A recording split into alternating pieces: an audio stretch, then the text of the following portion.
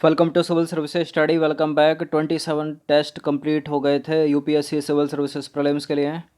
यह है test number 28। तो चलिए स्टार्ट करते हैं आज का टेस्ट। 17 नवंबर है आज जब ये टेस्ट रिकॉर्ड किया जा रहा है। इस पूरी की पूरी टेस्ट सीरीज़ की प्लेलिस्ट का लिंक आपको डिस्क्रिप्शन बॉक्स में मिल जाएगा। वहाँ पर आप टेस्ट नंबर 1 से लेकर 28 तक पहुँच सकते हो डिस्क्रिप्शन। तो प्रश्न क्रमांक संख्या 1 पर आ जाइए। निम्नलिखित कथनों पर विचार करना है। 2 स्टेटमेंट है यहाँ पर, बताना कि इनमें से कौन सा करेक्ट है। किसी राज्य के मुख्यमंत्री को उस राज्य के उच्च न्यायालय का मुख्य न्यायाधीश शपथ दिलाता है। हाल ही में नीतीश कुमार बिहार के 6ठी बार मुख्यमंत्री बने हैं, बताइए। देखिए, किसी राज्य के मुख्यमंत्री को उस राज्य के राज्यपाल शपथ दिलाते हैं, ना कि उस राज्य का हाई कोर्ट का चीफ जस्टिस। गलत है स्टेटमेंट पहला। और हाल ही में नीतीश कुमार बिहार के मुख्यमंत्री बने हैं 7वीं बार, 6ठी बार नहीं। गलत है दोनों के दोनों स्टेटमेंट। डी है इसका आंसर। तो 7वीं बार बने, 6ठी बार नहीं। किसी राज्य के मुख्यमंत्री को उस राज्य के राज्यपाल पद एवं गोपनीयता की शपथ दिलाते हैं। हाल ही में नीतीश कुमार बिहार के 7वीं बार मुख्यमंत्री बने हैं। बिहार के राज्यपाल फागू चौहान ने पटना के राजभवन में नीतीश कुमार को पद और गोपनीयता की शपथ दिलाई। भाजपा विधायक दल के नेता तार किशोर प्रसाद और उपनेता रेणु देवी को नया उप मुख्यमंत्री बनाया गया है। कीठम झील से रिलेटेड कुछ स्टेटमेंट है यहाँ पर, बताना कि इनमें से कौन सा करेक्ट है। कीठम झील, यह झील उत्तर प्रदेश के आगरा डिस्ट्रिक्ट में अवस्थित है। हाल ही में इसे रामसर स्थलों की सूची में शामिल किया गया है। इस झील को पानी आगरा नहर से मिलता है। इम्पोर्टेंट हैं ये जितनी झीलें हैं जो रामसर में आ रही हैं। हाल ही में इसे रामसर स्थलों की सूची में शामिल किया गया। कीठम झील को बिल्कुल उत्तर प्रदेश के आगरा डिस्ट्रिक्ट में अवस्थित है, पहला भी सही है। और इस झील को पानी आगरा नहर से मिलता है। तीनों के तीनों करेक्ट हैं। डी एस का आंसर 1 2 3। तो देखिए, उत्तर प्रदेश के आगरा की कीठम झील, जिसे सुर सरोवर के नाम से भी जाना जाता है, को रामसर स्थलों की सूची में जोड़ा गया है। सुर सरोवर झील को 106 से अधिक प्रवासी पक्षियों का घर माना जाता है। इस झील को पानी आगरा नहर से मिलता है। यह नहर दिल्ली में यमुना नदी पर बने ओखला बैराज से निकलती है। ठीक है, कहाँ से निकलती है? दिल्ली में यमुना नदी पर बने ओखला बैराज से निकलती है। रामसर सूची में इन स्थलों को शामिल करने का उद्देश्य है आर्द्र भूमि के एक अंतर्राष्ट्रीय नेटवर्क को विकसित करना और बनाए रखना। ठीक है, निम्नलिखित कथनों पर विचार करना है। 2 स्टेटमेंट एक बार फिर से, बताना कि इनमें से कौन सा करेक्ट है। भारत में स्वतंत्र और जिम्मेदार पत्रकारिता को चिन्हित करने के लिए हर साल 16 नवंबर को, कब? हर साल 16 नवंबर को राष्ट्रीय प्रेस दिवस मनाया जाता है। भारत में प्रेस की स्वतंत्रता अनुच्छेद 21 के अनुसार एक मौलिक अधिकार है। गलत है दूसरा वाला स्टेटमेंट।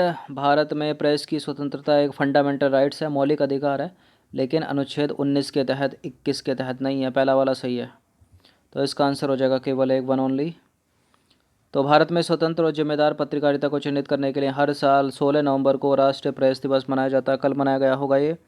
इस दिन प्रेस काउंसिल ऑफ इंडिया ने एक नैतिक प्रहरी के रूप में काम करना शुरू किया, ताकि पत्रकारिता के उच्च मानकों को बनाए रखा जा सके और यह किसी भी प्रभाव या खतरों से प्रभावित ना हो सके। वर्ष 1956 में भारत में प्रेस की स्वतंत्रता की रक्षा के लिए एक प्रेस परिषद के गठन के लिए पहले प्रेस आयोग की योजना बनाई गई थी। भारत में 4 जुलाई 1966 यानी 10 वर्ष बाद प्रेस परिषद की स्थापना की गई।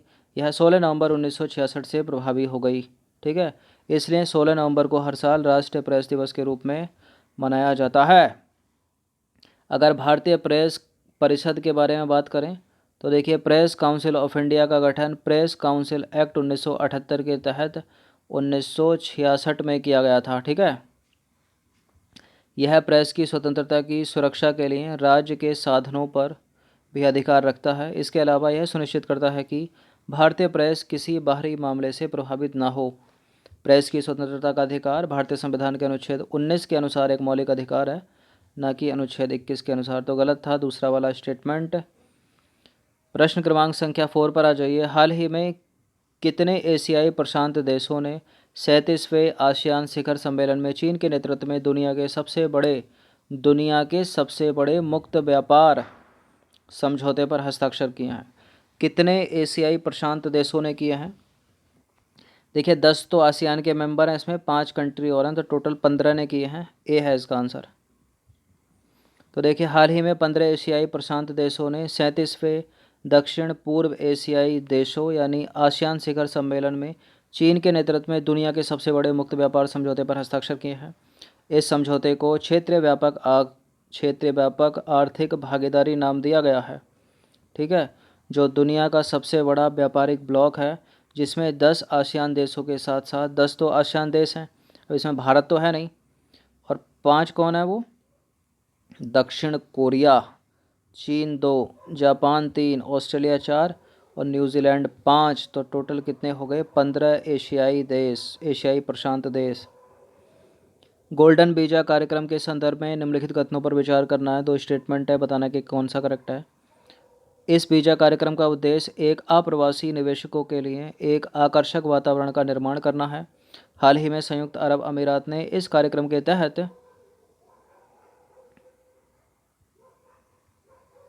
10 वर्षीय वीजा प्रणाली को अपनाया है। 10 वर्षीय वीजा प्रणाली को अपनाया है, ये 5 साल है, 5 ज़्यादा हो गया। 10 वर्षीय करेक्ट है, दोनों के दोनों स्टेटमेंट। संयुक्त अरब अमीरात ही है, सी है इसका आंसर। तो गोल्डन वीजा कार्यक्रम का उद्देश्य अप्रवासी निवेशकों के लिए एक आकर्षक वातावरण का निर्माण करना है, जो देश में व्यावसायिक विकास को प्रोत्साहित करेगा और नई प्रतिभाओं को आकर्षित करेगा। ठीक है, करेक्ट है पहला। हाल ही में संयुक्त अरब अमीरात ने यूएई ने गोल्डन वीजा कार्यक्रम के तहत 10 वर्षीय वीजा प्रणाली को अपनाया है। 10 वर्षीय। क्वेश्चन नंबर 6 पर आ जाइए। निम्नलिखित में से कौन से देश क्षेत्रीय व्यापक आर्थिक भागीदारी से संबंधित हैं? क्षेत्रीय व्यापक आर्थिक भागीदारी से संबंधित है। प्रश्न इस तरह से भी पूछा जा सकता है।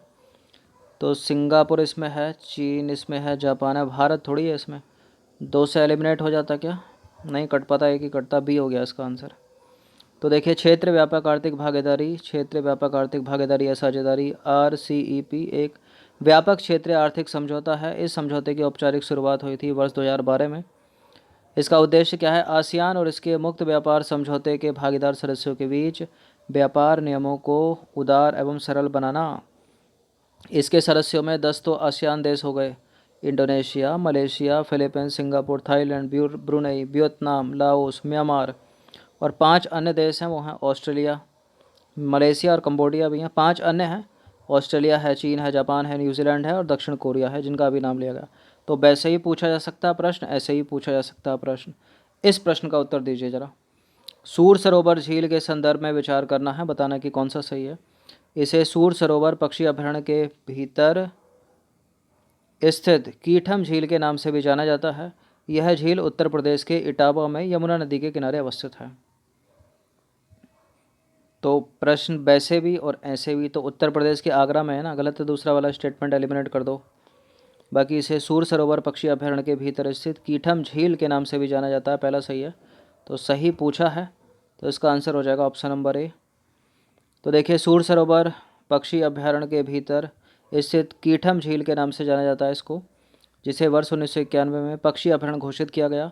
सूर सरोवर पक्षी अभयारण्य 9.97 वर्ग किलोमीटर क्षेत्र में फैला हुआ है। तो सही है पहला। यह झील उत्तर प्रदेश के आगरा में यमुना नदी के किनारे अवस्थित है, गलत है, दूसरा इटावा लिखा है वहाँ। यह प्रवासी और निवासी पक्षियों की 165 से अधिक प्रजातियों का निवास स्थल है। यहाँ डांसिंग वेयर के बचाव हेतु वेयर रेस्क्यू सेंटर भी स्थापित किया गया है। ठीक है। क्वेश्चन नंबर 8 है, निम्नलिखित कथनों पर विचार करना है। पहला स्टेटमेंट, लोनार झील को भारत का 41वां रामसर स्थल घोषित किया गया है। लोनार झील महाराष्ट्र के बुल्ढाना जिले में स्थित एक क्रेटर झील है। आर्द्रभूमि पर रामसर अभिसमय की स्थायी समिति द्वारा वर्ष 2020 के लिए आर्द्रभूमि और जल यानी वेटलैंड्स एंड वाटर थीम स्वीकृत की गई है।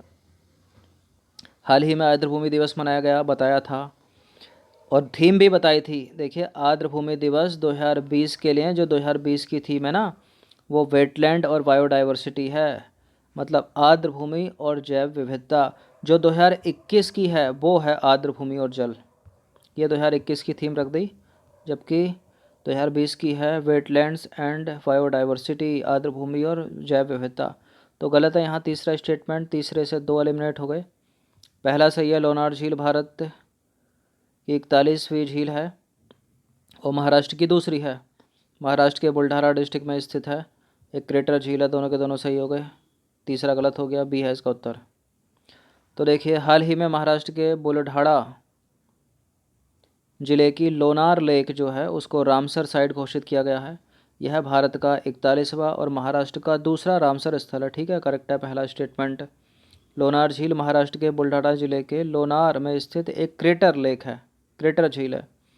आर्द्रभूमि पर रामसर अभिसमय की स्थायी समिति द्वारा अगले 2 वर्षों के लिए थीम जारी कर दी गई है, 2020 के लिए भी और 21 के लिए भी। 2020 की क्या है, आर्द्रभूमि और जैव विविधता यानी वेटलैंड्स एंड बायोडाइवर्सिटी, और 2021 की क्या है, आर्द्रभूमि और जल यानी वेटलैंड्स एंड वाटर। तो यहाँ जो थीम लिखी हुई है ना 2021 की लिखी हुई है, यहाँ 20 लिखा है इसलिए गलत है तीसरा स्टेटमेंट। प्रश्न क्रमांक संख्या 9 पर आ जाइए। निम्नलिखित युग्मों पर विचार करना है। एक तरफ है विद्रोह, उसके सामने है वर्ष। कोल विद्रोह 1832, सन्यासी विद्रोह 1770, मुंडा विद्रोह 1899 से 1900। बताइए। बड़ा फेवरेट है एग्जामिनर का, बहुत पूछते हैं मुंडा को। फिलहाल ये तीनों के तीनों सुमेलित हैं। इसका आंसर है ऑप्शन नंबर डी 1 2 3। तो देखिए, वर्ष 1899 से लेकर 1900 में बिरसा मुंडा के नेतृत्व में हुआ था मुंडा विद्रोह। कहाँ पर, नागपुर झारखंड के क्षेत्र में सर्वाधिक चर्चित हुआ था ये। ठीक है, झारखंड में कोई जगह होगी, महाराष्ट्र वाला नहीं है। देखिए, सन्यासी विद्रोह की बात करें तो बंगाल में यह आंदोलन वर्ष 1770 में प्रारंभ हुआ और वर्ष 1820 तक चलता रहा। इस विद्रोह का प्रमुख कारण तीर्थयात्रियों द्वारा तीर्थ स्थानों पर यात्रा करने से प्रतिबंध लगाया जाना था।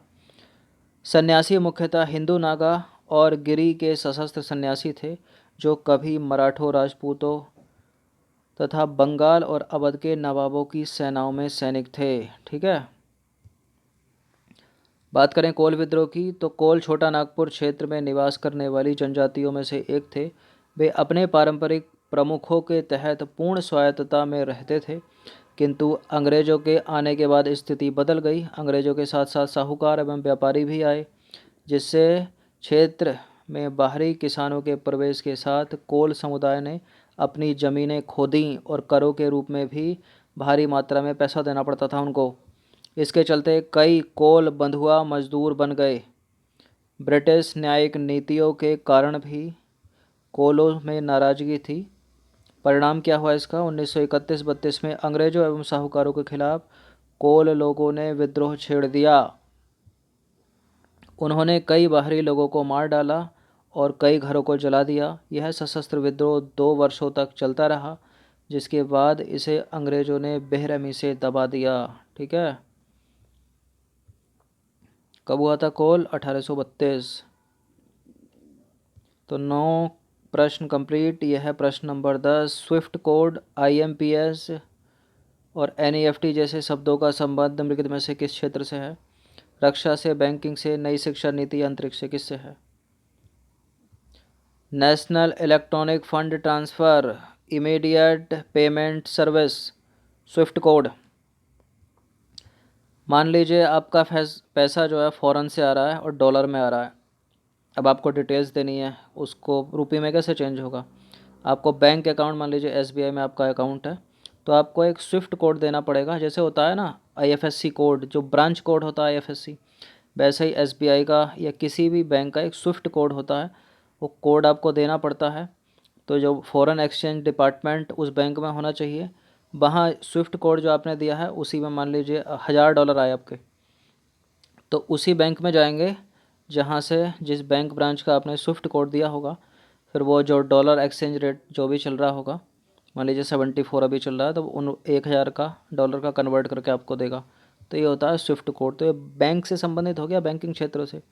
बाकी IMPS हो गया, NEFT हो गया, RTGS हो गया, ये तो पैसा ट्रांसफ़र करने के लिए होता है। ठीक है, तो बैंकिंग क्षेत्र से इसका संबंध है।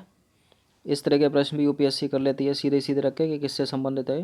तो बैंकिंग क्षेत्र से संबंधित है। ठीक है, 24/7 पैसा भेज सकते हो आप इन दोनों से। तो 10 प्रश्न थे इंपॉर्टेंट, अच्छे से इसका रिवीजन कर लीजिएगा। धन्यवाद। पहले तो NEFT का एक टाइम भी था, लेकिन अब तो नहीं है, अब तो पैसा भेज सकते हो। और चार्जेस थे पहले इसके कुछ परसेंटेज में, लेकिन अभी RBI की गाइडलाइन से जो है निल कर रखा है। NEFT भी निल है, IMPS भी निल है पैसा भेजने के लिए। तो इस पूरी की पूरी प्लेलिस्ट, टेस्ट सीरीज़ की प्लेलिस्ट का लिंक आपको डिस्क्रिप्शन बॉक्स में मिल जाएगा। वहाँ पर आप टेस्ट नंबर 1 से लेकर 28 तक पहुँच सकते हो। हर दिन प्रैक्टिस करते रहिए, थोड़ा थोड़ा पढ़ते रहिए। धन्यवाद।